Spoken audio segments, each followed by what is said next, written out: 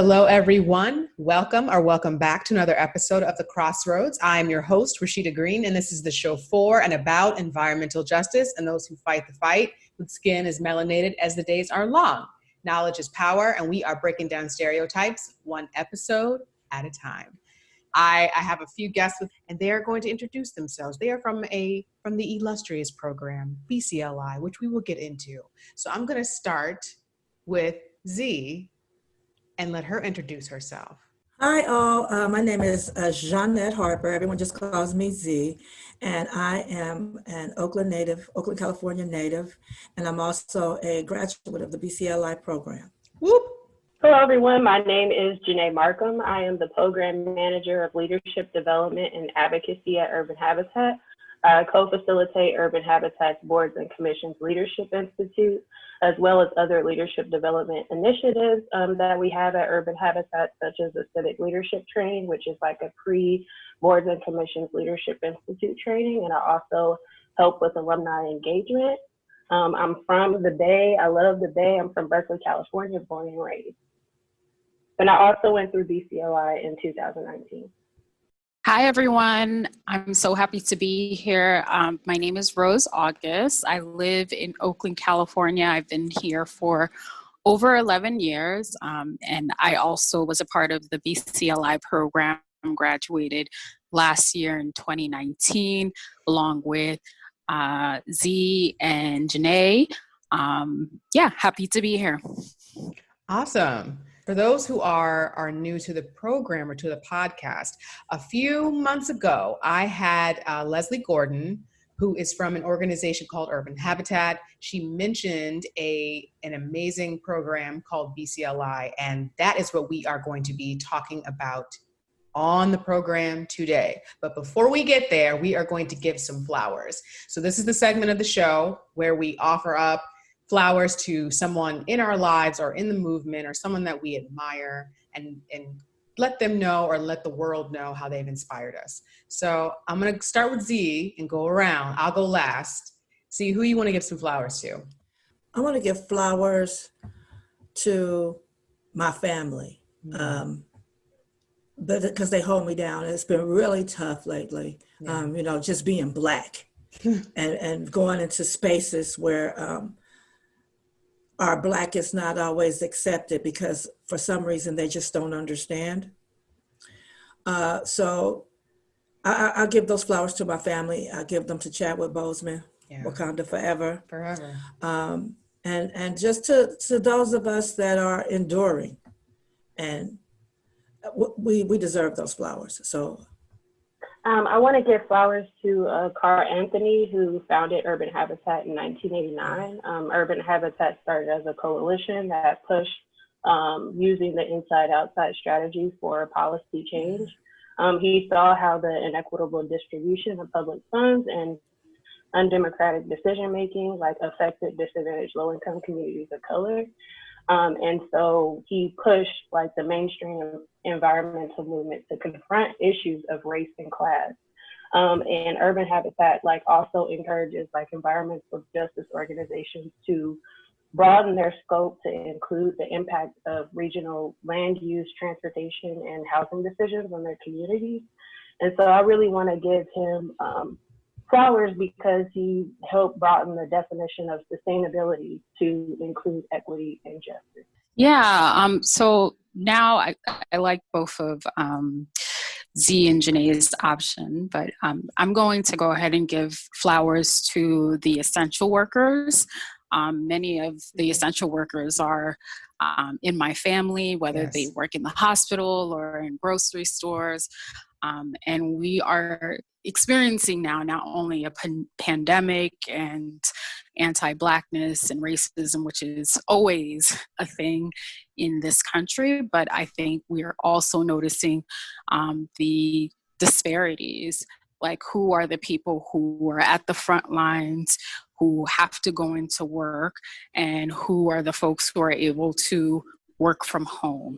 Yes. And I think a lot of the folks who unfortunately have been impacted by this pandemic are people of color, more specifically Black women. So I want to go ahead and give flowers to essential workers. That's awesome. So I have a couple of people I'm giving flowers to today. To echo Z, I'm definitely giving some flowers to Chadwick Boseman. He defines what a hero is, what it means to be a hero, and to sacrifice yourself for what you believe in. And I also want to give flowers to Khalif Browder, who I also feel is a hero and who made the sacrifice of his life um, to bring awareness to what was going on in the prison systems in Rikers Island specifically, and just an injustice in his life. And he didn't back down even when the stakes were high. And last, I want to give some flowers to someone who's passed away. Her name is Natalie Coleman, but she's known as Deja La Perla in the ballroom scene. And she passed away last month. And I wanted to give her some flowers as someone who I looked up to and liked and loved her story. It was also the story of someone who had personal demons, personal fights and struggles. And in the same thing that we're talking about when we're giving flowers to essential workers and ourselves and our families, it's because we know what it's like, unfortunately, to have to face adversity and overcome. So just thank you all so much. This was a really good flower giving segment. So moving on to the meat and the potatoes. So you all are all graduates of the same program and you're all living in the Oakland or the Bay Area. So I want to know all of your origin stories and how that informed your decision to join BCLI. And Rose, I'm going to start with you. I think of my origin story on multiple levels, but I would even go back to 1804, which obviously none of us were born on 1804, but 1804 is a date that I hold very near and dear to me. 1804 is, like for the historians who are on the line, is the Haitian Revolution, considered Haitian Independence Day, which is the only successful slave revolt. And my family comes from Haiti.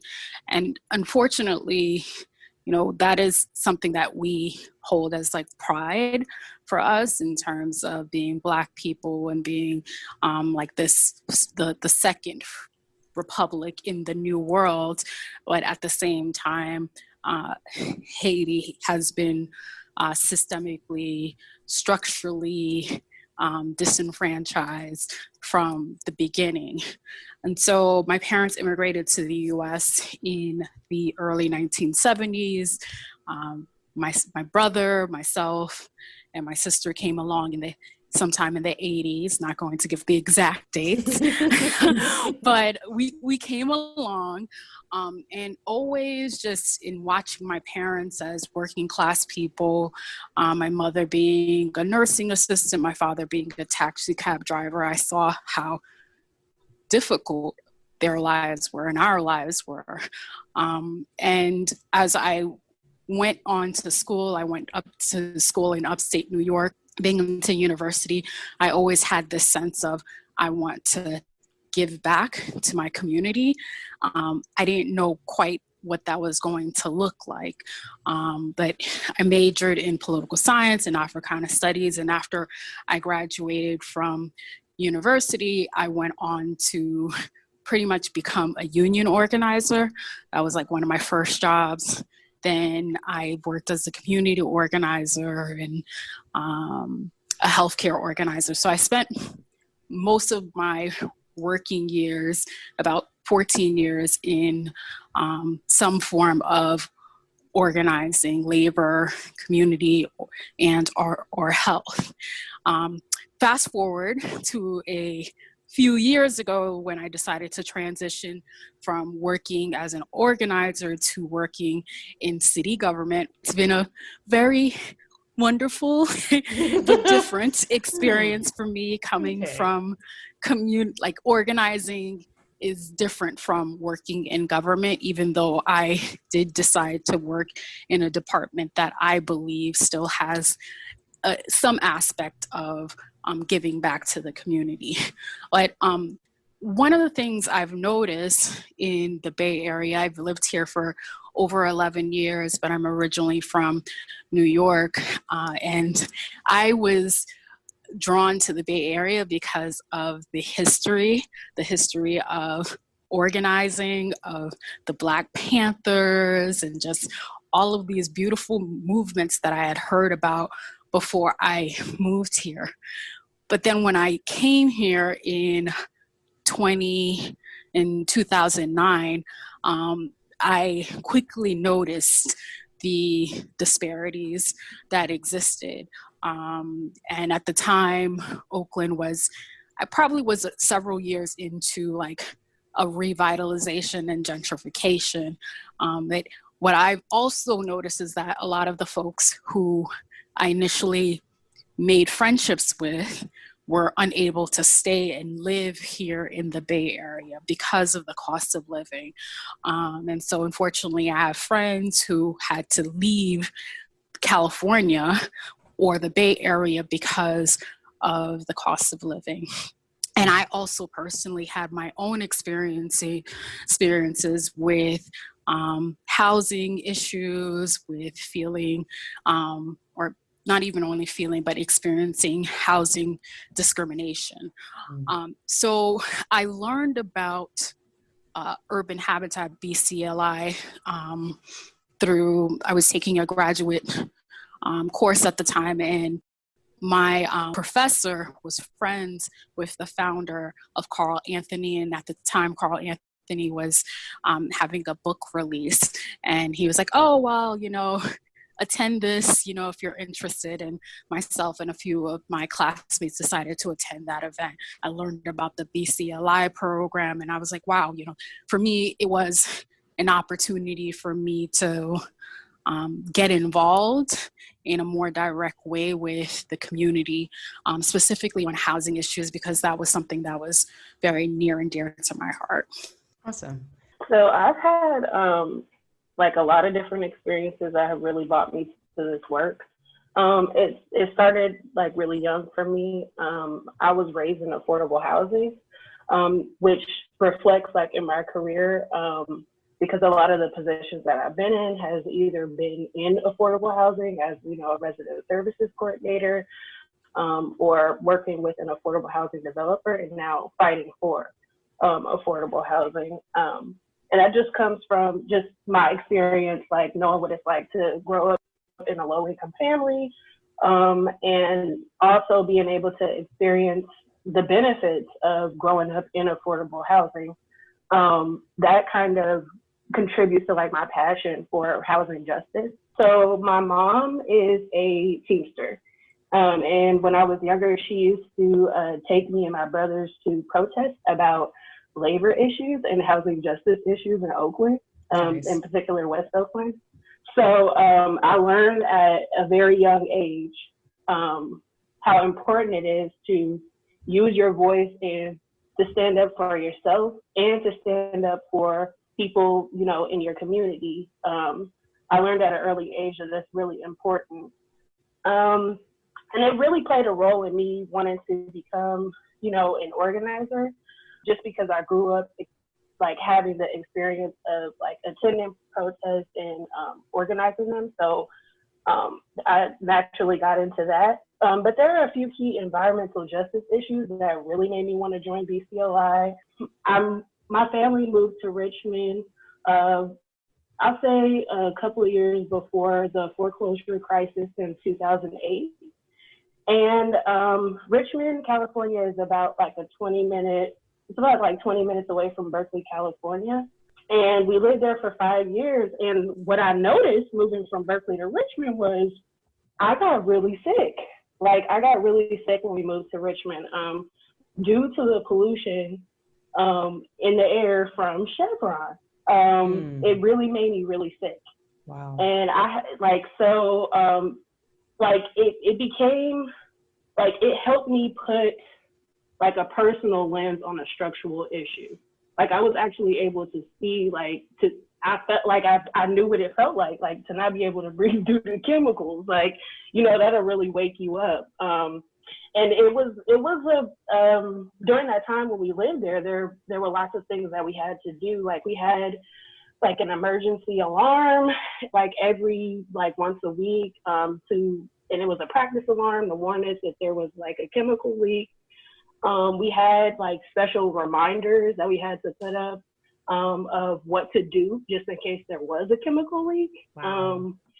And it's crazy because like not a couple of months after we moved from Richmond, my family and I, Chevron had a refinery fire. So I would have actually had to use those tips, you know. That really opened my eyes. And then also just my past experience, like working in East Oakland with like my mentees and my families, while I was working in affordable housing, I really noticed like where, you know, certain affordable housing complexes get built. I had to educate like my teams on how to detect pollution and how to report it. And then also in terms of the location of affordable housing, I like started a literacy program while I was in college at UC Davis. It was at an affordable housing complex, and there was some issues because, you know, it was built near a freeway, and there were lots of different structural like issues with the housing that they like the developers didn't really take into consideration. They just felt like it was affordable, so just be happy with what you get. And that's part of the reason why I started like the reading program, so the youth can actually have a program where they can be mentored and actually have more resources at the affordable housing complex, because I personally know that that made a difference for me because I was also raised in affordable housing. So just, you know, the low, also one more thing, when I worked in San Francisco for an affordable housing developer, I really got into land use, just because I mapped market rate development. So I had a map, and then whenever there was a new development in the area, I would map it. And so I could see like all the new, like I could actually see the pattern of which buildings were being bought, where, how deep into the neighborhood were they being bought up, who was buying them, why. And so that really made me interested in, and it helped teach me some land use terms, which made me even more curious about like, well, what does this all mean, you know? And so that's a big reason why I wanted to join BCLI. I'm really passionate about housing and land use, and I really wanted to like continue to like make a difference in my community and become a better public servant. And I felt like going through the leadership program would help me do that. And Z, last but not least. My story is a little different. First of all, I'm 57 years old. Girl. And I'm born and raised, yes, right? I'm born and raised here in Oakland. I came up at a time when Black was beautiful. Say it loud, I'm Black and I'm proud. At that time, Oakland was a vibrant city. This is way before gentrification. There were jobs, whether it was at the Oakland Army Base, the Oakland Naval Base. There were factories from Del Monte to DuPont to Mother's Cookies to GM. There were Black entrepreneurs. It was a time of empowerment, and it was a time of prosperity in Oakland that Black people were actually able to participate in. Fast forward, get to the late 80s, early 90s, and then all of a sudden, all the factories start closing up. The Oakland Army Base, the Navy bases, you know, they're closing down. You have crack in the neighborhood. You have loss of businesses because people have lost their jobs. So I came in as a child, you know, at a time when things were more prosperous. And by the time I reached young adulthood, everything was on a decline. And no one could really tell me why. So you really don't know what to do. If you don't know how to identify the problem, you don't know how to address the problem. And you're just caught up living day to day, because that's about all you feel empowered to do. Fast forward, I started working for a hospital in 2012. and I work with cancer patients exclusively, breast cancer patients. And so I'm seeing a totally different side of social determinants of health. This was way before that acronym came out. And I'm looking at things through a different lens, but I didn't even know how to identify it. But I'm seeing problems from a totally different perspective now. I'm seeing beyond the factory, beyond the business closing. I'm seeing people losing their homes. I'm seeing inadequate health care, lack of access, lack of respect. I'm seeing all these indignities that I was shielded from to a certain extent because that wasn't my personal life. And even before working for the hospital, I worked in San Francisco for an actual nonprofit that I love to this day, that kind of gave me a foundation for understanding organizing, even though I didn't really understand that would be the foundation that would center me and help propel me forward in terms of being an advocate and an activist. So what happened was, once I got to the hospital and I'm looking at all this stuff going on and there's no help. So I started talking to different legislators and going to, different agencies trying to represent my patients and, this is what's going on. What can we do? I wound up going to talk to one of our board of supervisors, and he directed me to the Public Health Commission. He said, you would be good on the Public Health Commission. I had no idea about public health. So I'll go through the process. I get on the Public Health Commission. I'm a member for maybe a year and a half. From there, I become vice chair, and now I'm chair of the Alameda County Department of Public Health Commission. And I have to shout our commission out because I am a Black woman with no college education. And I sit in a chair where I am dealing with some badass people, whether they are PhDs, MPHs, it doesn't matter. They're committed and to entrust me with that role and that responsibility speaks to the respect that they bring to the table. And that's the number one thing I count in my environment is the respect. And even though I was in that position, I went to BCLI as vice chair. Through mentorship of previous chairs and the current chair at that time, I was told about BCLI because I only had the language of pain. I didn't have the language of framework as it pertained to policy. I could articulate the pain of the community. I could talk about that all day. Mm-hmm. I could talk about the inequity. I could talk about all that, the disparity, the racism, but I couldn't talk about the framework because I wasn't introduced to those ills as a framework. They were introduced as problems, and I had no context. I couldn't see the continuum, the origin. So when I got to BCLI, that's when I started learning about framework. That's when I started learning about policy in terms of how it originates, how you advocate for a position. And it was exciting and overwhelming all at once.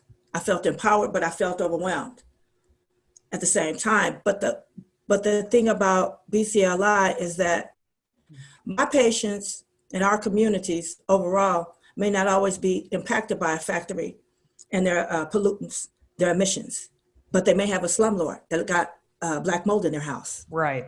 And that's just as impactful. Right. So I see the environment in various ways, but I'm really focused in on the built environment as opposed to, more traditional issues of environment, because from my lens, that's mostly what my community is impacted by. Right. Right. Mm-hmm. In conjunction with the air and everything else. So I don't think that had I not gone to BCLI, I would have had the confidence to really articulate that problem. I may have brought it up and talked about it, but I don't think I would have felt as comfortable really challenging frameworks and hoping to introduce new frameworks. So it's just been a blessing. It's been an absolute blessing. Let's break down BCLI. So for those who may not know, who are new to the show, may not know what Urban Habitat is or what BCLI stands for, I'm going to ask Genay Genay, I'm putting you on the spot to give us a quick synopsis of give us a quick synopsis of urban habitat, and then BCLI. Hit it, Okay. So Urban Habitat's mission is to work to democratize power and advance equitable policies to create a just and connected Bay Area for our low-income communities and communities of color. The organization confronts structural inequities impacting historically disenfranchised communities. And through strategic partnerships, we support increasing the power and capacity of low-income communities and communities of color. And one of the ways that we do this is through the Boards and Commissions Leadership Institute, which we like to refer to as BCLI. And BCLI trains leaders who are committed to advancing social justice and helps them get onto local and regional boards and commissions. And we also provide individualized support throughout their commission service. And the point of BCLI, it's a strategy. It's not just a program.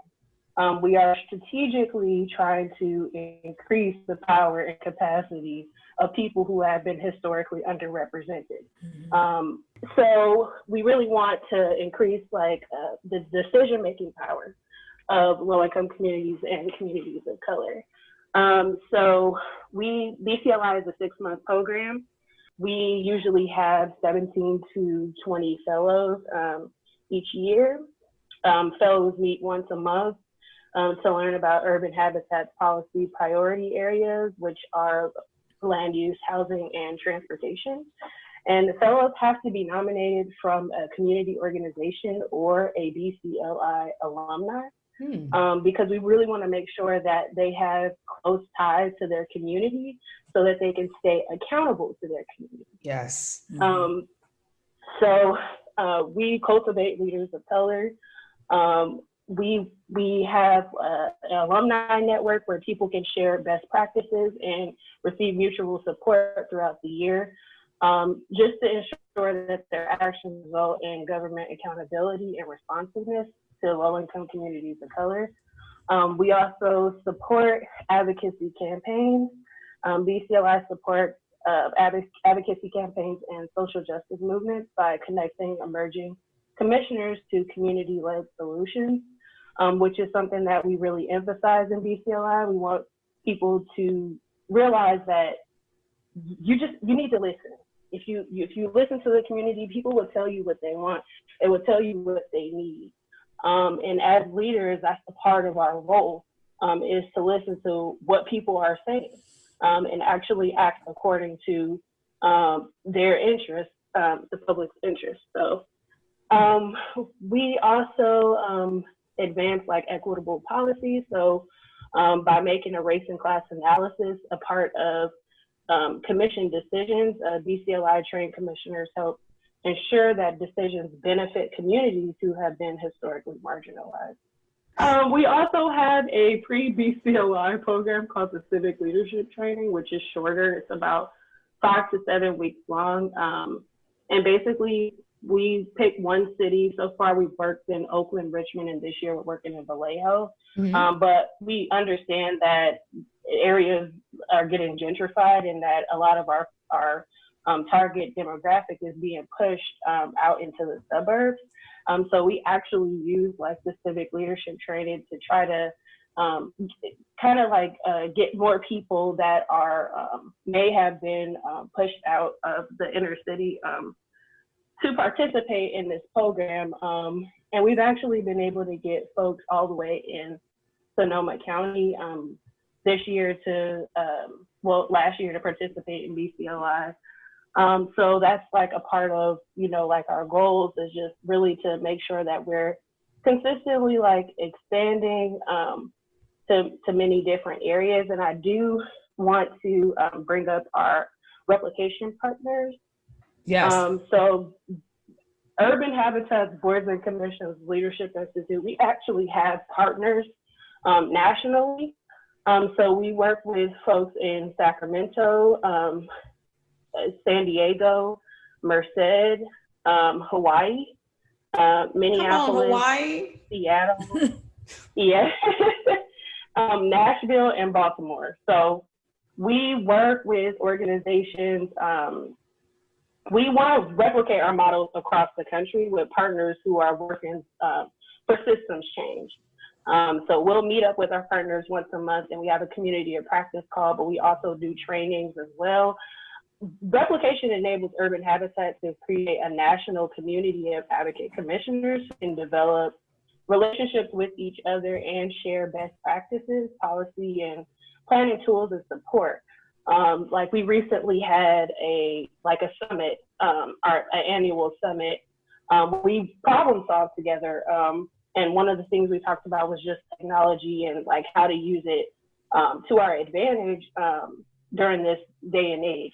How can we use technology in our boards and commissions, leadership institute, and how can we problem solve on some of the problems that technology brings up as well? Right. So, because accessibility is also something that we take into consideration as well. And unfortunately, due to COVID, some things can be a little less accessible. So you need those community partners to be able to discuss those things and problem solve and figure them out together. So. Right.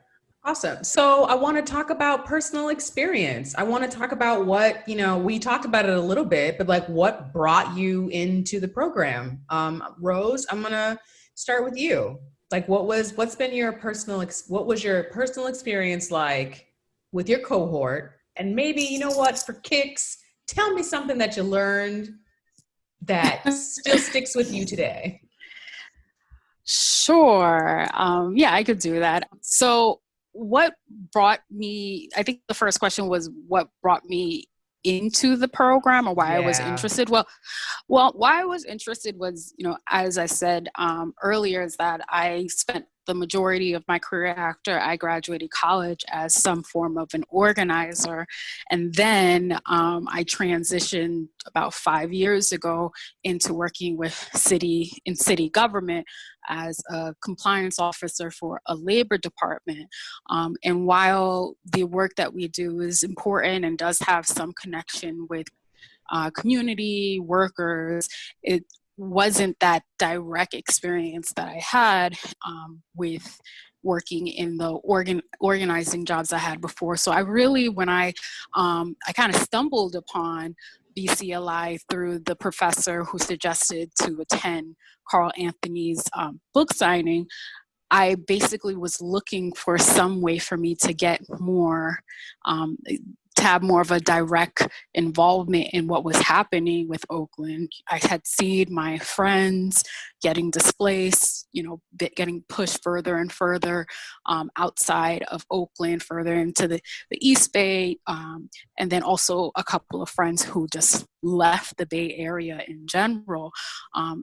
I read about a couple of years ago, I think that there was a statistic that said about half of the Bay Area residents half of the people who currently live in the Bay Area are planning or will be leaving the Bay Area in the next several years. Wow. And I believe that is because it's not that everyone wants to leave. I think a lot of people would like to stay, but folks are leaving because of the cost. And unless you work in one of the selected industries, mainly the tech industry, it's become so unaffordable. And then for the people who are getting pushed out, primarily, I can see it on my ride to BART. The further and further you get into the East Bay, the more browner it tends to get from what I just noticed. So all this is to say is that I was looking for a way for me to get more directly involved in what I was seeing in terms of displacement and housing justice issues here in the Bay Area and specifically in Oakland. And then I have a question. I'm going to add a question onto you. I'm going to add a question for you, Z. I want to know what your experience was like, but I also want you to give your definition of framework, because I think that's an important term that people say, but they don't really understand what it means. So talk about, your experience in BCLI, and then define that term for us. Okay. I loved my time at BCLI, and I miss it like so badly. Our cohort was incredible. Our instructors, Larissa and Chris, oh my God, were awesome. And it was a safe space. It was no BS. There was no pretense, or there wasn't privilege and arrogance and all the things you usually find in the room with these so-called power brokers, okay? It was earnest, it was honest, transparent, angry, vulnerable. It was all the things that I feel like as policymakers we should consider when we're talking that shit about holistic health and, treating the whole person. Okay? Because you can't represent it if you don't feel it, if you don't know it.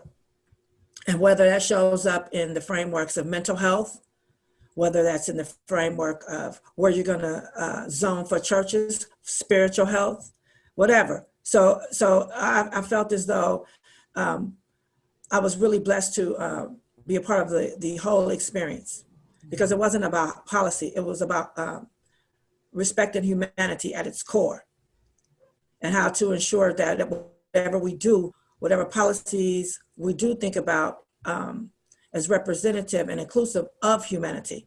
And it's just that as us being Black, we have to fight a lot harder to get that representation and to have policy centered in humanity. So that was kind of my experience. And framework for me is, I don't know, sometimes I just feel like I'm crazy. I don't know. You're not crazy. I feel like framework at its core is subjective, because it depends so much on how you receive it. It could be a frame or it could be a trap. It just depends on how you get down, and how willing you are to push. I look at it as almost guardrails to say, this is what happened. This is how it was done. This is what you do if you want to change it. This is the history. This is what we're proposing. This is the language. This is, you know what I mean? And that's kind of how I view framework. But depending upon what side I'm on, I might look at it like, you know what, that's not a framework, that's a trap. Because if I adhere to what this framework currently is, as it's structured, then there's no equity in that for me or my folks. Right. So this can't be the framework. And unless I address it, it's going to become the trap. So I just feel like, it moves. There's fluidity to frame, it's fluidity to framework. People don't talk about it, but there is. And that fluidity is what allows the progress. It's what allows the challenge. So I'm very unconventional and the way I articulate things and receive things, because I want to stay here. I want to stay grounded. I never want to become a policy wonk, ever. I want to be aware, but I don't want to talk the same language as you, because it don't represent us. I want to talk the language of humanity. I want to talk the language of love. I want to talk the language of inclusion. I don't want to get all caught up in all of the right words, because if they were so right, how come everything's still so wrong? So at the end of the day, I have to be comfortable in presenting our problems as they exist, and not as you would assume that I should present them, because the power is even in the conversation. And I don't want to go off on a tangent, but I just feel like, BCLI emboldened me to such an extent that I can say, no, that's not a framework, that's a trap, and feel quite comfortable. But I have to do my homework before I present it as such. You can't go in there just talking shit. You got to go in there and have facts. Right. You have to know. And that's a distinction that that I was able to hone a lot more, between articulating and advocating and venting. There's a difference, what's actionable, what's not, when is something strategic and when is it just straight up conniving? Because we run into that. I can tell you one of my first big mistakes when I got out of BCLI, I was all like gung ho, and I'm going to count votes, and I'm going to, do my power mapping, and I'm going to get on down. Mm-hmm. Well, in doing so, my foundation was challenged because at my core, I'm not a vote counter. It is what it is. I'm going to tell the truth. I'm going to present the facts. Either you're with it or you're not. I just felt so out of sorts. Like, you have to do it at certain times. But what I learned about that was that that's to be used even strategically. That can't be the foundation. That just has to be a go-to when you have no strategy, when you don't have the support for one reason or another, when you don't have the argument or the facts to convince somebody without having to go through all of that. Right. So it was just learning how to wield the awesome tools that were given, and what happened was I did something where I was trying to count votes, but I could have wound up hurting someone that I really care for because I had put that strategy before trusting in the friendship, in the allyship. And that's something I will always remain cognizant of.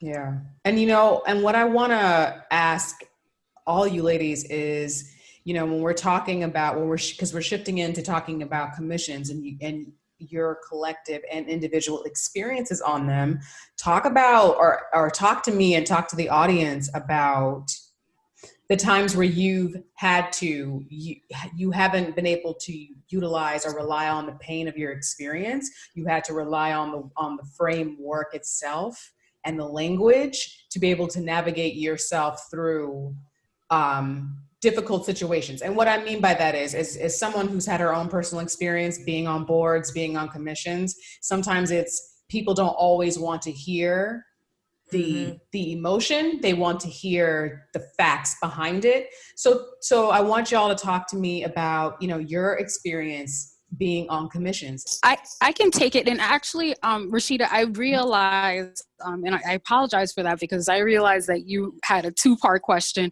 And then it wasn't until you turned to Z, I was like, oh, snap. I didn't answer her question, but I did want to go back to basically the question was about like what I received from BCLI. And Yes. I did touch on the reason why I decided to join BCLI was basically I wanted a concrete way for me to get more active in my community. But what I got from BCLI was, it was so wonderful for me to be around this group of dynamic, intelligent, awesome social activists, just people who really have a heart for their community. Whether it was in Oakland or Berkeley, folks came from, all around the Bay Area. And it was just beautiful to be around folks. I didn't have to explain intersectionality. Folks already understand intersectionality. So they understood the importance of talking about race, class, gender, all of the things, right? And then in addition to that, of course, we got the concrete knowledge of housing, land use, transportation. I had a very general understanding of housing issues in the Bay Area, in part because of my personal experience, as well as what I had read, in terms of like redlining, not only in the Bay Area, but across the country. But how I definitely did learn more about land use and transportation and through BCLI. And the last thing I'll say about that, because then I know you have the question that you just posed, is that I think so often that we as Black women, and then afterwards we can expand it out to our brothers and sisters who are like Latino, other people of color, working class, immigrant, disabled, seniors, undocumented, basically LGBTQ, basically everyone who's not everybody no else, offense, like, a white a white hetero normative man, right? We're told both directly and indirectly that we do not belong in any space, but we surely don't belong in spaces where we would be considered a leader like Z. And you can tell by just, you haven't, I don't believe you've met Z in person, but Z is a dynamic, awesome, brilliant woman. Yes, she really is that bomb. No, she really, for real, like Z is really that bomb. We're and loving yet, on each other. yeah, we girl, we got to. Right. But like, but even still, like, we're told as women, as Black women, that we don't belong in these spaces, these elite spaces. And we've seen it, you know, like we've seen it in terms of like the way that Congresswoman Maxine Waters is talked about, Congresswoman Alexandria Ocasio-Cortez, just like constantly we're told that we don't belong because we don't look the part. We may not even sometimes speak the part just because we speak a little bit differently. People are like, oh no, you're not good enough to be here. Yes. And so something that I really loved about BCLI, and I will always like hold it dear, is just being around all of these intellectuals, these social activists who just really wanted to give back to their community. And yeah, and just like that support of like, you know, while as I was going through the process of trying to get on my board, I am a commissioner on Oakland's rent board, and I had all of these self-doubts that I had no idea I had so many self-doubts, but constantly I had the support of my cohort, of my subgroup, my spoke. They constantly just held me up and was like, Rose, you know, you got this, like, you know, let's talk through it. And just, you know, Larissa and Chris, and just, it was such a supportive environment. And so I just wanted to, like, you know, say that before we moved on to the next section. And now I can't remember your next question was about commissions on the board. I'm sorry. Yes. I'm going to interject. I do want to share my experience because I know we're going to switch topics and I don't want to be bringing this back to. I felt safe and understood when I was in BCLI. I felt like I didn't have to explain myself. I felt like people understood like where I was coming from, and that gave me a level of comfort. And I also felt like I was being nurtured while I was in the program because it was a very encouraging and supportive environment. Like, it supported my growth as a person. Also, I loved being in the program because I had mentors who were alumni. There's still people that I can rely on to this day. And those are people that I consult about different decisions that I make. And those were also the people that I leaned on when I did have those moments of doubt. And I gained a lot of knowledge about just the history of the Bay Area, transportation justice, land use, housing justice, and regionalism. And it really helped me understand how things came to be the way that they are right now, because it gave me the background that I was missing. Z referred to it as like the origin story. It helped me see things like from a landscape view, or like I was able to take a step back in the program and see how historically, like we as Black people have been oppressed. Like it really gave me the visual. It connected like a whole bunch of different issues, and I really saw the intersectionality of issues that Black people face in America. And that I just really love being a part of the cohort because it was so encouraging. And some of the things that like I take with me, like I'm on a committee, not a commission, but it really encouraged me to like speak up, especially like when it comes to racial justice issues. Like, what are we doing to, you know, support Black Lives Matter? Like, what are we doing to push like the racial justice conversation forward? And it really helped me like get this like inner strength to be able to actually bring those things up and to be able to actually push those things forward, so that my committee could actually do things. And it really helped me be able to apply a race, class, and gender and environmental justice analysis when presented with like different policies that have to do with transportation, housing, or land use, and really be able to sit at a commission meeting and articulate the power dynamics of regional and local government, like being able to sit there and actually be able to observe and pick up, you know, who has the power in this commission, who's speaking more, like who like really be able to observe those things and use them. And then also the commissioner advocacy skills, which are things that I've had fellows contact me after BCLI this year and say, hey, I use, power mapping, which is a strategy that, helps you determine how much influence a person has, and also, whether they're opposed or for the cause that you're fighting for. They've used this to become chairs of their commission. Like I've seen how those commission advocacy skills actually they work. People use them and they continue to use them even after the program. We also go over things like the inside-outside strategy, which is a way to apply pressure to make sure that certain decisions get made. You have someone on the inside working, but you also have a community on the outside working. And then also for the same cause. And then also, the rules to run a meeting, that's something I had never been exposed to.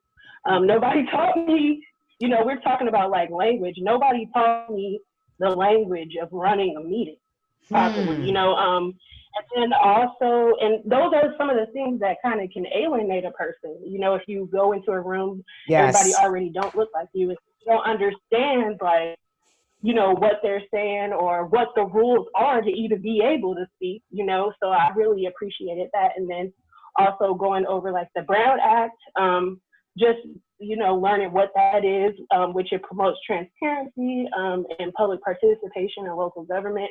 Learning like these key things really increased like my confidence level in my leadership ability, just being able to apply like a equity analysis when I'm presented with something, having increased knowledge in like land use, transportation, and housing, like really made me more of a confident leader. And I know that like it's effectively helping me serve on the committee that I'm on right now. Genay, with the facts. So Zia, I want to turn it back over to you. And I also want to ask, let's talk about what a commission is so that folks understand what it means for you to be a part of it and also for the position that you hold as a chair. Well, speaking specifically as to our commission, we are advisory. We are an advisory commission to the actual Alameda County Department of Public Health Department.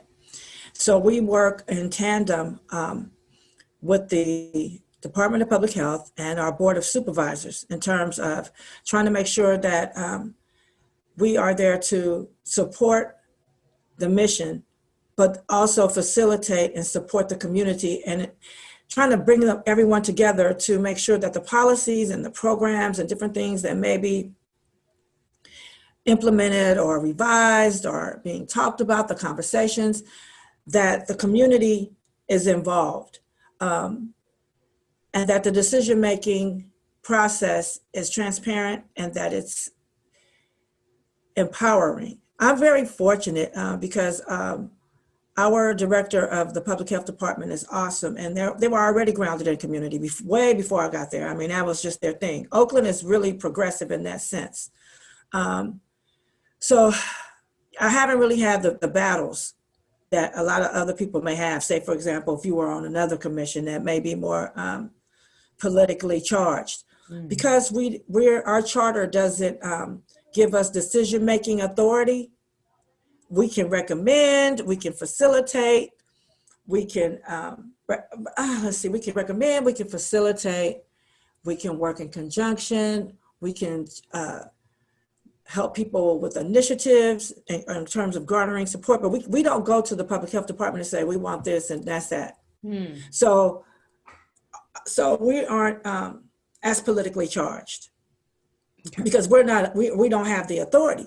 But because of COVID, now we have way more people, interested in public health. Before, I mean, there was some interest, but it was primarily,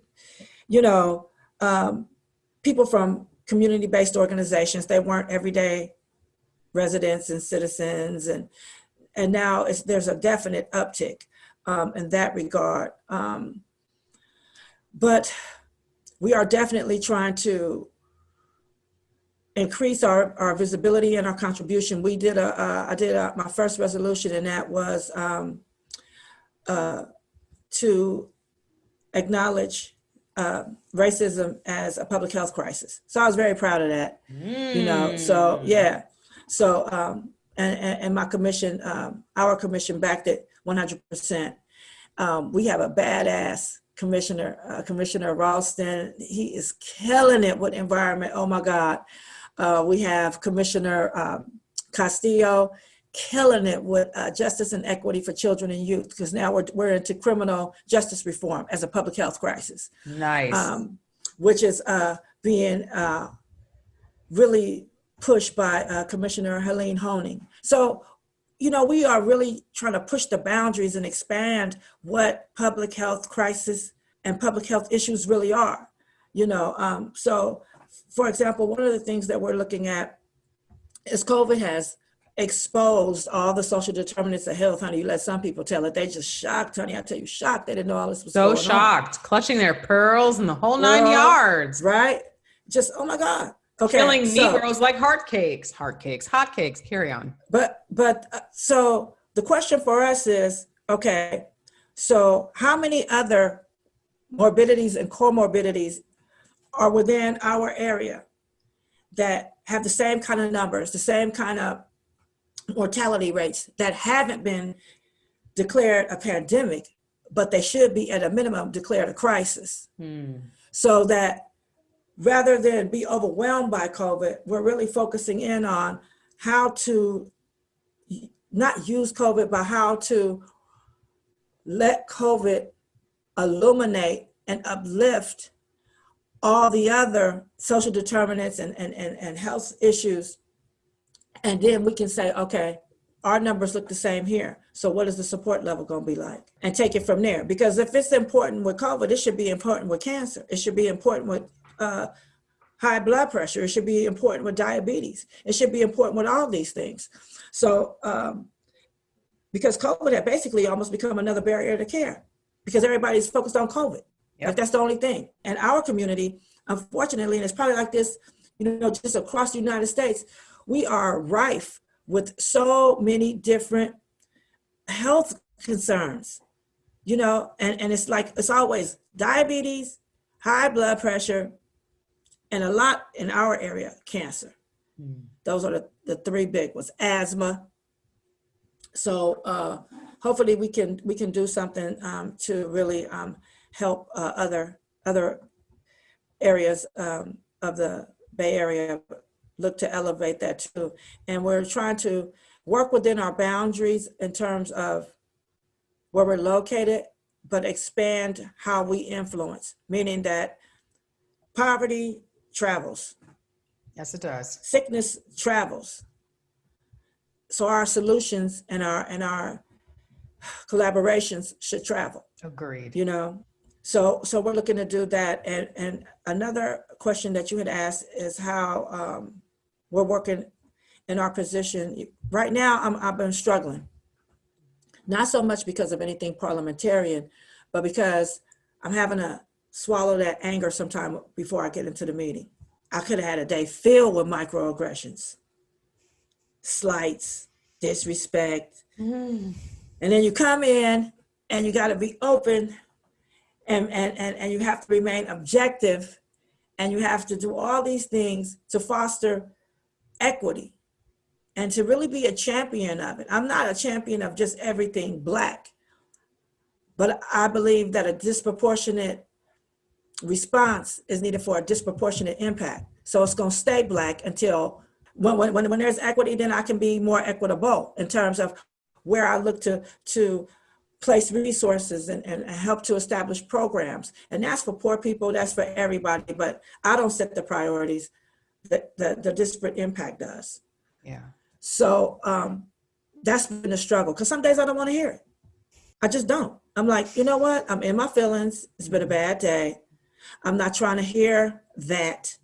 I'm not trying to, have to use language that isn't offensive when the problem itself is offensive. I don't feel like, it's always our responsibility to make racism palpable. That's just too much, you know. So at the end of the day, I'm still in a position where I have to use language to make you comfortable with my pain. And somehow that just doesn't make sense to me. So I try to be truthful without being offensive, like just cuss. Yeah. But I have to be honest, and I have to be able to put my feelings aside, because at that point I'm not a leader. I'm Jeanette, and I always tell myself, you know, how you walk in. I'm not walking in as Jeanette. I'm walking in as chair of the Public Health Commission, and that's my responsibility and that's my priority in this moment. Right. And sometimes it's a struggle. You know, and what you're talking about is compartmentalizing. Like you're talking about having to take your emotions and your feelings and separate that from what is at hand. And that is part and parcel with being a Black woman. I mean, we have to, unfortunately, we have to divorce ourselves to a certain extent from our experience to be able to show up and be present. And I don't think that's something that any other race has to do. And it's also it's not always healthy, because you can compartmentalize to the point you become detached. And then it requires work to compartmentalize, and it requires work to come back whole. So I compartmentalize to a certain extent, but I focus more on just being more, the emotion is there, but I tend to just be about facts, you know, not to be devoid of emotion, but to just be almost like I'm interrogating privilege. So there's a certain way in which I use my language, that I'll use my voice, that I'll choose my phrasing. Because now I'm still doing what I do, but it's like, okay, I'm in lawyer mode. I'm in this mode. I'm in that mode. So I'm not so much compartmentalizing to the extent that I used to, but I'm choosing my role. I'm choosing a role in which I present this information, or that I receive this information. Because sometimes it's too hard to put yourself back together again. We are in so many different pieces during the course of our day, whether it's, you know, a daughter, a wife, a mother, an employee, a boss, a this or that, you know, and we constantly, you know, compartmentalizing in order to process this and process that. And I'm not fixing to do all that. I'm just like, you know what? I'm tired. I don't feel like it. I like myself whole. So what I'm going to do is I am just going to take on the role that this conversation requires, as opposed to me just cutting myself off. I like that. I like that. Rose, do you have a word for us? Sure. I can. I feel like every time after Z speaks, I'm like, oh, I should just go ahead and be quiet. But I'll just put my 2 cents in. So I mentioned this earlier, is that I sit on Oakland's rent board as the tenant representative. So the Oakland Rent Board is basically, it's the body that landlords and tenants go to when they would like to appeal a hearing officer decision in relation to some housing issue. So let's say a tenant is requesting a decrease in housing. So in other words, requesting a reduction in their rent because of the rent is too damn high in their apartment. the rent, exactly, the rent is too damn high, and or the landlord hasn't, you know, maintained the property. There's something that like has been broken, and so for all this is to say is that they have the ability to basically go to Oakland's rent department, have their case be heard by a hearing officer, and if either party doesn't like the decision, they have the ability to appeal it. And so the rent board has a tenant representative, 2 tenant representatives, 2 landlord representatives, and then usually there are homeowners that sit on the body, but technically it doesn't only have to be a homeowner. It's considered a quote unquote neutral position, which we've pushed back on that term. But like technically it could be someone who lives in affordable housing and senior housing. It just so happens that most of the time that our body is comprised of tenant, landlord, and a homeowner.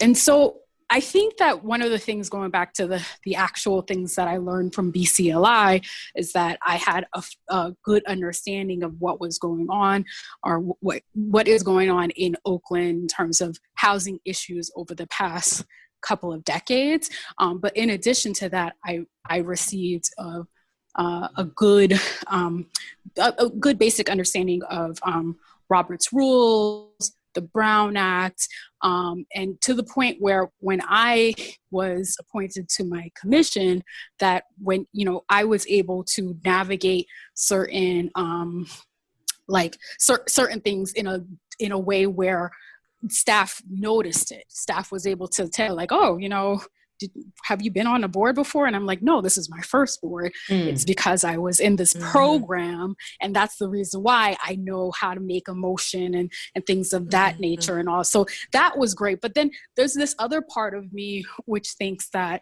the master's tools will not dismantle the system. And so it's like, on the one hand, we use these, it's good that we have an understanding, where I have an understanding of the Brown Act and Robert's rules. But then when I think about the system and who were the people who created it and who really tends to benefit from knowing these types of things, it's not usually people who look like myself. And so like, for now, this is the system that we live in.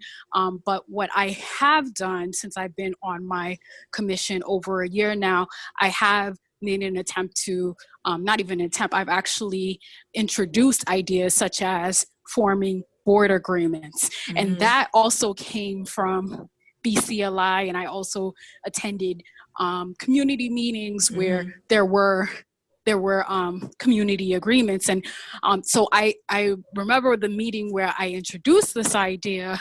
One of my, I was trying to explain it, and then one of my fellow commissioners made a comment of like, oh yeah, it's like kindergarten, like please and thank you, and the golden room and platinum room. And in my mind, I didn't say this. I was like, yes, it's like kindergarten. And clearly some of you all did not pass kindergarten. And that is the reason why we're here today. And this is the reason why we're here today, was because I noticed one of the things that was, and I guess in some ways we are an impartial body, but at the same time, you have landlords who are coming from a landlord perspective, and me as a tenant, I'm coming from a tenant perspective, and our position, we're supposed to be impartial, but at the same time, we're going to advocate for our community. And so what I notice is that sometimes in the advocating process, I felt that I was seeing things where people were kind of crossing the line, and the way that they were speaking with each other and members of the public. And that was what made me decide to, hey, maybe we should consider forming like board agreements and all. And so the reason why I brought that up is to say is that, like, I appreciate that I had this basic understanding of Robert's rules and the Brown Acts, but I also had this other understanding from BCLI and other community groups of how can I make this environment more communal, community-based, more in a way where everyone could be respected. Because at the end of the day, we are attending these meetings, we're doing this, we're all volunteers as like civil service, non-paid civil service workers on our Thursday evenings. And, ain't nobody have time to come to a meeting and feel like I'm getting disrespected and talked down to. Nope. So that's one of the things that I was very proud that I brought up.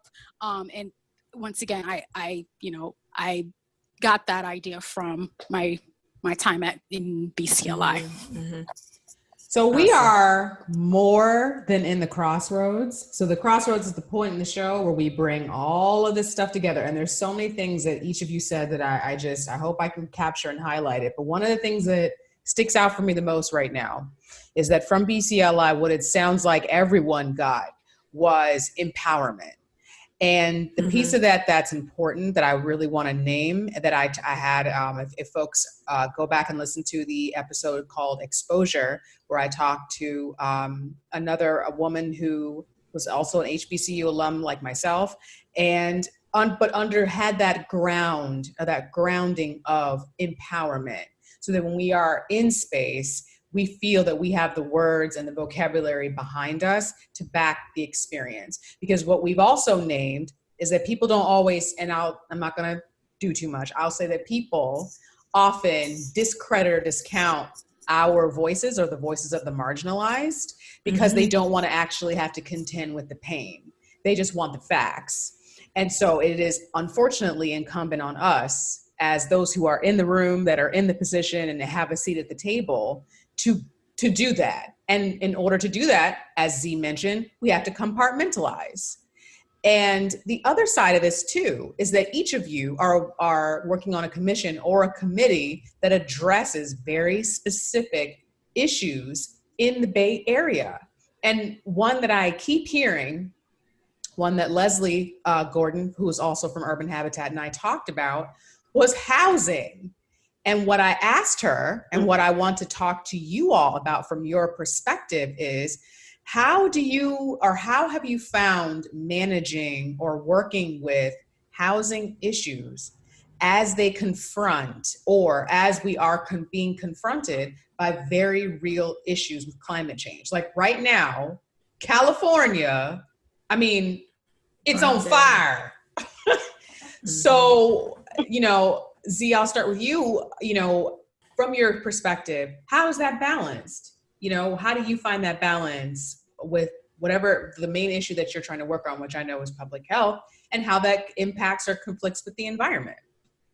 Well, housing is public health, because if you don't have housing, then you're in a homeless encampment perhaps, yes, or you're couch surfing, and that in turn impacts your care. If you're a person undergoing chemo and you're in Stockton one day, and then you're in Richmond the next, or what have you, if you're in active treatment, hey, you know what? That might interrupt your chemotherapy, and you just don't start chemotherapy again. So housing is very much a public health crisis. The thing is that housing is so politicized, it is ridiculous. The developers are entrenched and they are empowered. You have issues where they're literally putting people in tough sheds for a minute. They were using that, tough sheds, honey, from Home Depot. Oh my God. Okay, as a way to house people. And what we say at the Public Health Commission, that's not housing, that's warehousing. So let's be very clear about that. And we frame it that way so that we can position ourselves to contribute to real housing being developed, because that is warehousing. That is not housing under any circumstance. No. So we're trying to work more so with other groups in terms of, like Rose was referencing, we have some people that have worked with community benefit agreements in terms of trying to advocate more for housing and introduce low income back into the housing lexicon, because affordability is completely subjective. Yeah, and it's completely subjective. Yeah. And it's a lie. If you making $15 an hour, then what's affordable? But the prices and the rents, they don't even reflect it from that perspective.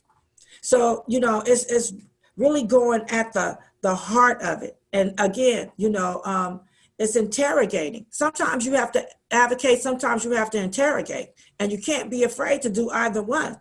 It just has to be at an appropriate time. So that's pretty much what we're doing. We're fighting. We don't support tough sheds as housing.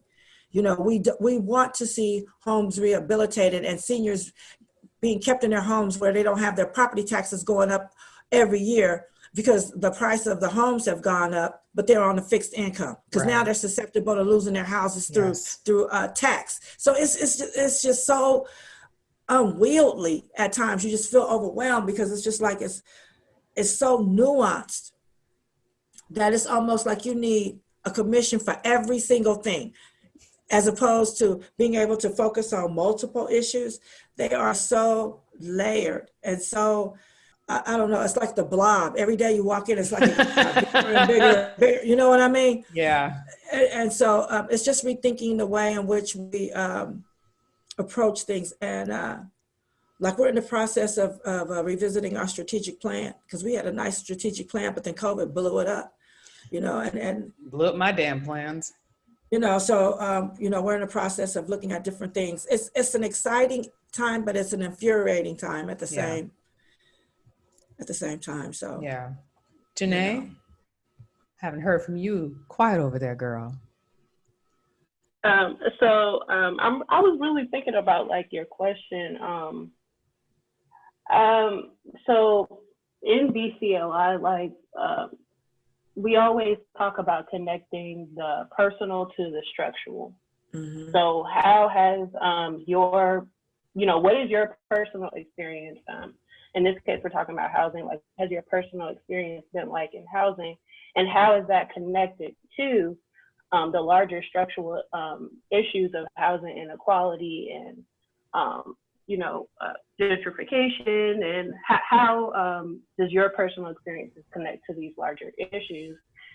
And it comes up in the trainings with our civic leadership training participants, and also with our fellows. Like, people are facing these issues, and it's a part of all of our reality. I mean, you talked about high rent, like, we're all struggling. So, I'd always try to keep that in mind. You mentioned the fires as well. We've had participants that are impacted by that as well. So yes, we're talking about the historical context of these issues in the program, but I'm also well aware, especially as a facilitator, that this is something that our people are actually dealing with right now, right here today. Even the people that I'm talking to, there is no separation between what we're learning and what we're dealing with, what we're experiencing. So I always try to keep that in mind, and we provide like, extra support, check in with people, really just try to, it's not just about the facts, it's also about how this person, how are you doing? It's also about really listening to people, like during the check-ins, like I really make sure I listen to my fellows, I listen to, our participants, because people, they're still living, like during these trainings, like during these programs, they have stuff that they have to deal with. And so I just try to make sure that, like, I'm listening. I try to make sure that we're very flexible and adaptive with our trainings. If things come up, which a lot of things have come up since COVID, but when things come up, we're flexible. We adapt to the circumstances, and we also bring that into the training. Like, let's talk about, what's going on right now in the country. Like, instead of ignoring, different things that we're facing, like, we actually bring them up and we actually talk about them in those spaces, because I think it helps people realize, like, they're not alone. And as a participant in the program, like, people would bring up, different issues that they were facing on their commission, or different things that they wanted to strategize about. And it actually helped me, because people would bring up things that, I wanted to talk about or that I had been thinking about. So I think it's really important, especially coming from the position of a facilitator, to make sure that you're making space to deal with and to talk about and address the reality that, participants and our folks and people in our community are actually facing. So that's something that I try to make sure that I do. Yeah.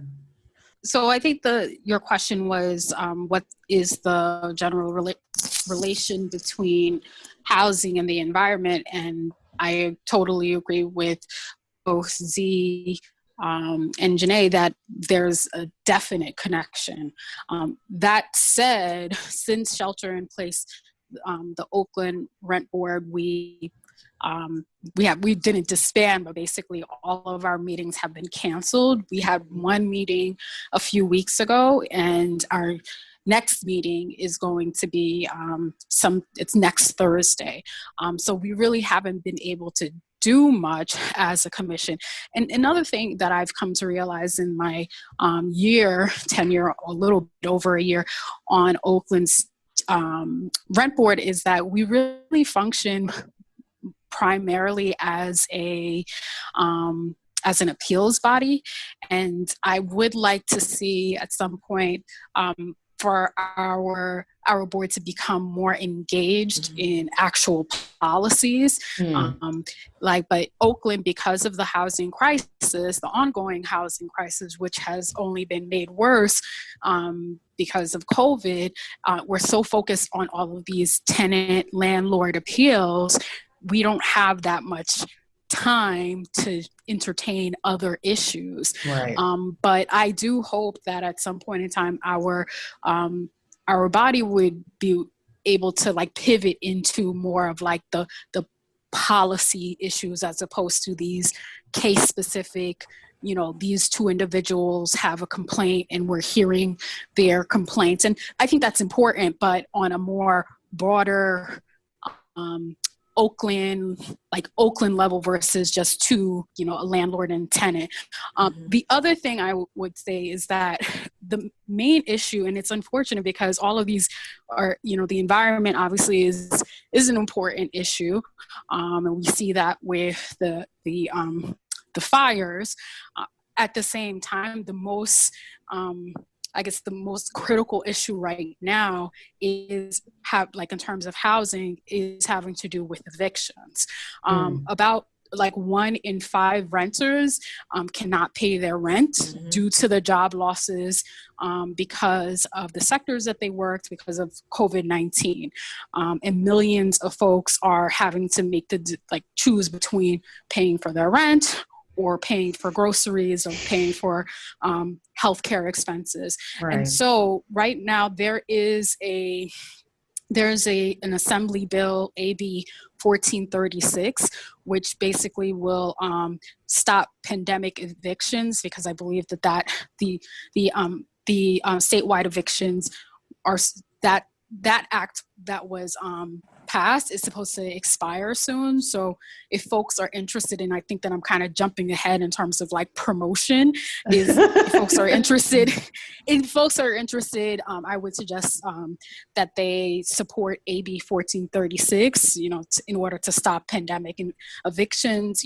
Unfortunately, folks are in situations that they can't pay their rent, and it's not that they just decided to stop working, is that there is this real life situation. And once again, when we think about the people who have been most impacted, it's people of color, it's service workers, it's Black people, Black women, single parents. So the most disenfranchised people are the folks who are most likely to lose their housing. And we were already in a housing crisis and all. So I would just encourage folks to look into AB 1436. And if they agree with its mission, to, go ahead and sign on. And the second thing related is that right now, the actual organizations who are doing the work, such as Tenants Together, Casa Justa, Oakland Tenants Union, ACE, they have been inundated with so many calls, from people who are, hey, I lost my job and, I don't have money for groceries. Hey, my landlord is threatening to evict me, even though they're supposed to be this temporary stay. So what I would encourage folks is, and maybe we can add this to the show notes, is that folks actually reach out to those organizations, Tenants Together, Casa Justa, ACE, Oakland Tenants Union, and to ask them, how can we help? Whether it's a financial assistance or volunteering, there may be calling back tenants or something along those lines. It was something that you can do right now, but I think that's the main issues that the housing community is really looking into right now.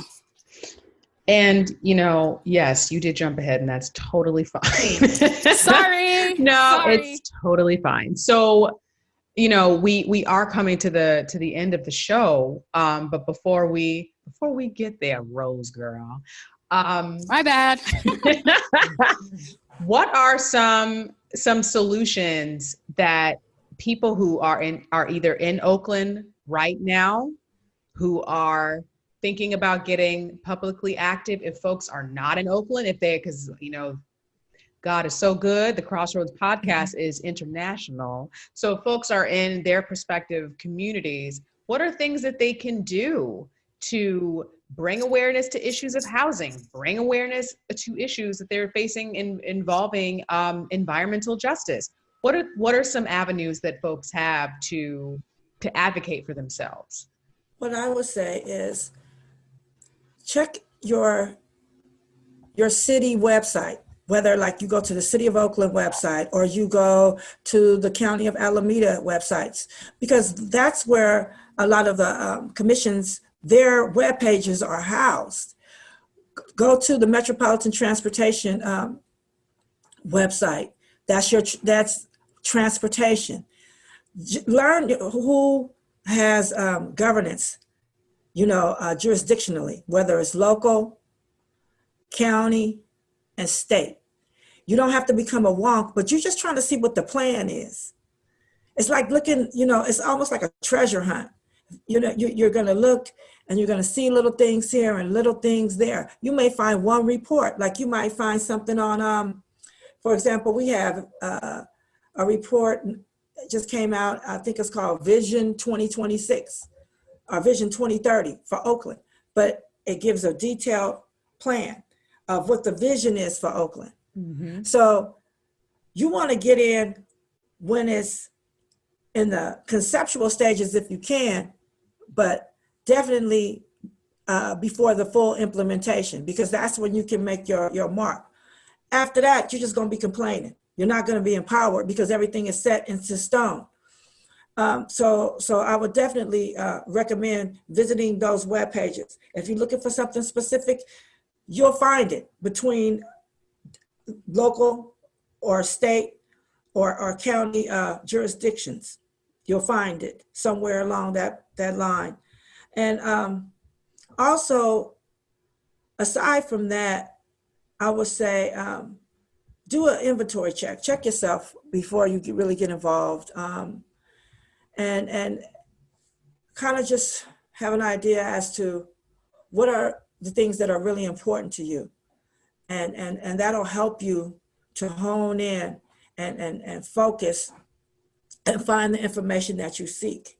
Sometimes you'll stumble upon it. Something will just present itself and you'll know it's there. You'll know that's it for you.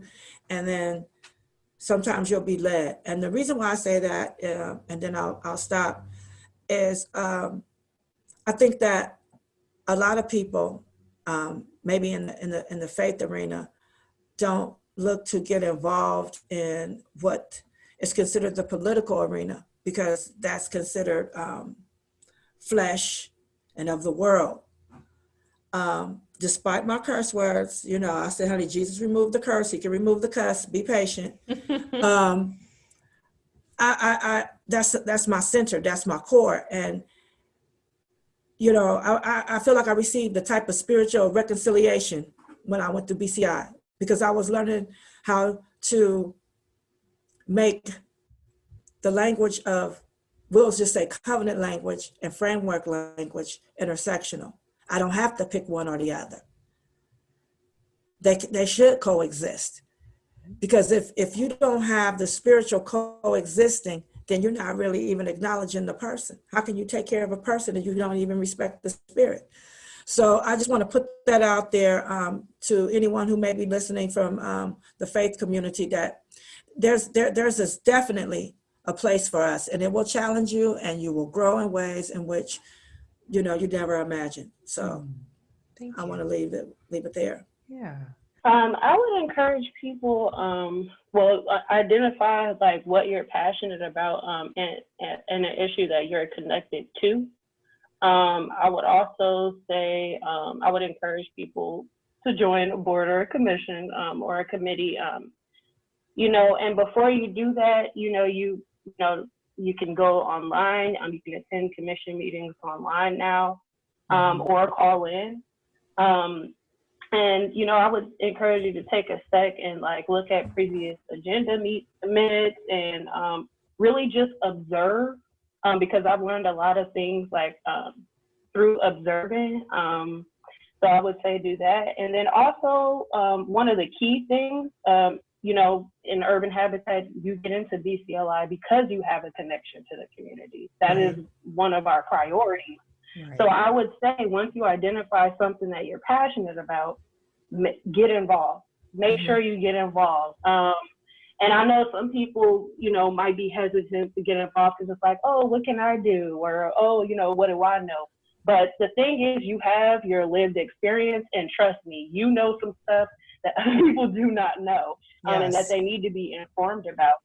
So make sure you get involved and you stay involved, like in a local community organization, and, really volunteer and learn more about, your community. And that will help you develop a network of people that you can rely on, but also people who share the same passion.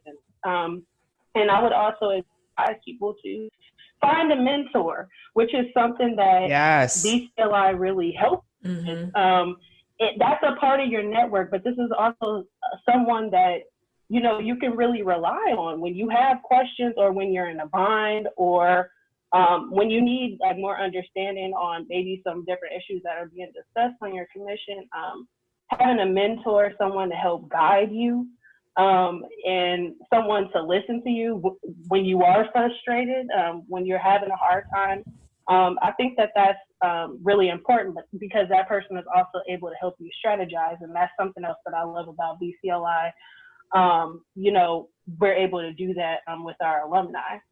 And then also develop relationships with your political representatives. And I know, not everybody has a bunch of time, but even if you, send an email and set up a virtual coffee, they are representing you. So they should know who you are, and you have that right.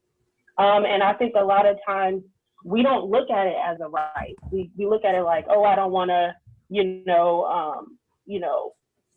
interrupt your day or anything like that. But they made a commitment to represent you. So get to know them. They should know you. And so I think that is some of the ways that I would encourage folks to get involved. Yes. And last but not least, Rose. And then Rose, also, you can go ahead and like plug all your stuff. We'll just go straight from there into the plug part of the program. Yeah, sure. So I think Genay and Z already kind of beat me to the chase in terms of responding, but just to, I guess, repeat back what they said, I totally agree. Identify what you're passionate about. All of these issues, housing, transportation, land use, the three focuses of urban habitat are important equally, but let's be real, not everyone is going to be as interested in housing versus like land use, and also really identify what your issue is. I know a few of the people who were in our cohort rather, some folks wanted to work on the Children's Planning Commission. Some folks wanted to work on the public ethics commission. Some folks were interested in the women. So determine what you're really interested in, and then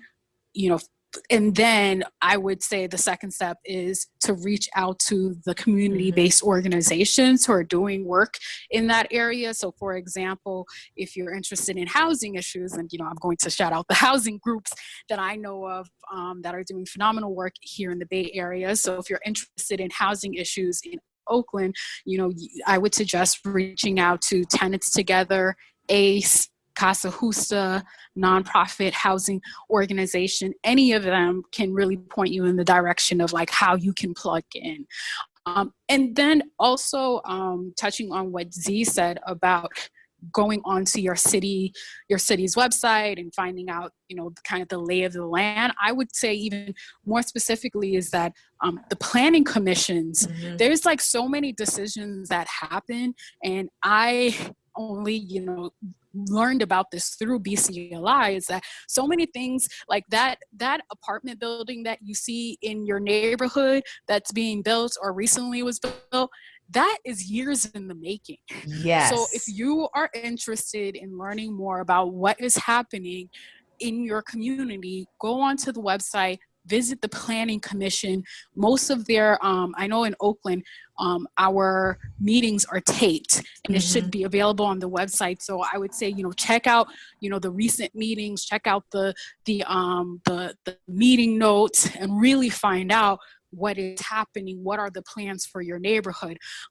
Unfortunately, a lot of times the people who show up to those meetings, I think the Planning Commission meetings are one of the most well-attended meetings.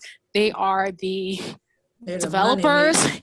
Exactly. They're the developers, some homeowners, and every once in a while there'll be like a organization like an ACE, which will bring out some of their tenant members. But most of the people who are there are the money folks, are the developers, and then the property owners. And so I really would encourage folks to really just find out what is happening in your community by going onto the Planning Commission. You would be so surprised that there's so much information on your city's website. So I would encourage folks to do that. Yeah, and look for a vision. Look for a vision plan. I'm adamant about that. And the reason for that is because that's where you can see what the entirety of the plan is for your city. And from there, you'll really be able to see who the players are. You'll be able to see who keeps showing up in all these different spaces. Absolutely. You know what I'm saying? Who do I need to talk to? It's almost like a version of power mapping, because you're going to see the same interests represented over and over and over again. So, and don't be intimidated by the Planning Commission, because it's money and it's a lot of white folks. I hate to say it that way, but it just is. It's okay. If you're coming in as someone that doesn't have the background or the knowledge, it'll intimidate you. It'll make you feel like you can't have that conversation, because again, it goes back to not knowing the language. Don't let that, let me tell you something, truth cuts through it all. That's one thing I've learned. As long as you can tell the truth, you can communicate effectively. It's when you're lying that you need to be careful. Because if you lie, you'll cheat and steal. Yeah. So, that doesn't mean don't learn the language, but if the truth is all you have, don't let that stop you from becoming engaged, because that's what happens to a lot of us. We think that we aren't effective because we don't have the language. Absolutely. I have thoroughly enjoyed this conversation. I've learned so much from all of you. And as we are getting ready to close the show out, are there any last minute shout outs, either Z or Genay, that you want to give, or give out your social media if that's what you want, or shout out the board or commission that you're on if you'd like to do that? The floor is yours. Well, I'm old, so I don't have social media. Girl, I got a cell phone, and I think I'm rolling. But I would like to shout out the Alameda County Department of Public Health Commission. You guys are awesome. I love you, and I just hope to get better in all that I do to be a adequate and a minimum representation of the sincerity and commitment that you bring. The same, I would like to shout out our director, Kimmy Watkins-Tart, for the Alameda County Department of Public Health Department. You are awesome. You and Yvette Branning, love you, Yvette. Caroline, you guys are awesome, and you make my job a lot easier. And Dr. Kim Rhodes, Dr. Amal Corey, Karina Powell, Dr. Kevin Knopf, Dr. Sarah Fleisig, all the wonderful doctors, Janet Clayton, Ellen Reinhardt, Linda Carter, the most important people to me in terms of fighting cancer. You guys are awesome. Love you. Appreciate you so. And lastly, we are having a COVID-19 pop-up testing in Oakland at Akuma Park on Sunday, September 6th from 9 to 2. And I believe the address is 6955 Foothill Boulevard in Oakland, California. And our website is unitedinhealthoakland.org. I would like to shout out Urban Habitat staff, Ellen Wu, our executive director, Bob Allen, our director of policy and advocacy campaigns, Tamika Bennett, our program manager of equitable development, Larissa Casillas, our program director of leadership development and advocacy, Pam Flood, our director of finance and operations, Leslie Gordon, our program manager of equitable development, and Panena LaHill, our communications and grants manager, and Crystal Little, our Vallejo Housing Justice organizer. And I also want to shout out our replication partners. Brett, I love working with you all, and I really love working at Urban Habitat and just being able to have this experience. I also want to give you guys our website. It's urbanhabitat.org, and that's URBANHABITAT.org. And you can find out more information about Urban Habitat and our Boards and Commissions Leadership Institute by clicking on the Leadership Development tab, and you'll see all of our different programs, BCLI, our civic leadership training. You'll learn more about our alumni and also BCLI replication and commission seats that we encourage our fellows to join on. Thank you. Yes. Rashida, can I think I already did my shout out, but can I double down on my shout out real quick? Yeah, so I think I already shouted out the organizations that are doing phenomenal work, especially during this this time that we're having. So Casa Justa, Tenants Together, Oakland Tenants Union, nonprofit housing organization, and I'm sure there's so many other organizations that are doing phenomenal work, trying to keep folks in their homes. So if folks are interested in any of those organizations, we will include that as well. And folks, this eviction piece about like what's going on right now, I think it's the CARES, part of the CARES Act. CARES Act. It's major stuff going on. So if you pay attention to what is going on, this is not the time to slack off for a minute. And just one more piece about watching these commission board meetings, these council and city council meetings. It's online. There is no reason to not participate. It's usually held at 7:30 in the evening. And since hopefully I know a lot of folks are working from home, and even if you may not be, it's recorded. And I would just recommend getting familiar with these people because they are on the front lines. We are low-key screwed on the federal level, but we can be a little bit more effectual at the state and the local and the city level. So folks, this is, please get involved. And I want to thank my guests, Z, Genay, and Rose. Thank you all so much for being here. I think Rose is back. Well, Rose, you back, girl. So I think the last thing I was saying was AB 1436. If folks are interested in supporting that effort, please check it out and sign on. And the last thing I was going to say, something that I think is so important, and I imagine that many of the folks, if not all of the folks who are going to listen to this podcast, identify as activists or inspiring activists, is I just really want to encourage folks to take care of yourselves, especially during this time. So whatever your self-care practice is, whether it be meditation, prayer, gratitude work, journaling, exercising, definitely sleep should, I try not to shit on anyone, but sleep should, and I'm talking to myself, should definitely be a part of everyone's self-care practice. I really just encourage folks to, me too, and I really just encourage folks to, take care of yourself, get sleep,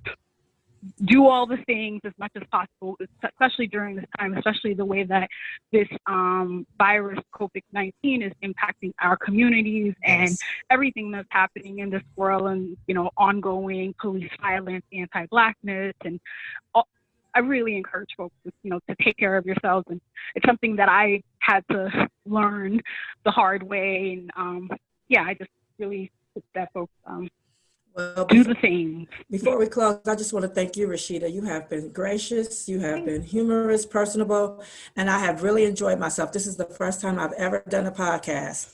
And I was terrified, girl, from buying gaming headphones to whatever. I just was like, oh my God, geez.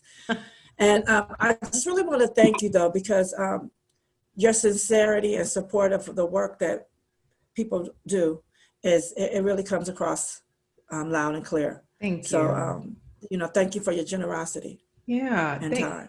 Thank you. And thank you all so much. I really appreciate it. Like, this has just been so excellent to have Black women of different experiences, different walks of life coming together to under this amazing program from Urban Habitat, but also to provide service of yourselves, because you're providing yourself and making yourself available to be of service to the community. And that's, you know, we're talking about Chadwick Boseman, and one of the things that he said was that that life is about purpose and living up to your purpose. And that's what all of you are doing. And I just as much as you're loving on me, I'm loving on you right back. So thank you all so much. I have thoroughly enjoyed this conversation, and we'll see each other at the crossroads.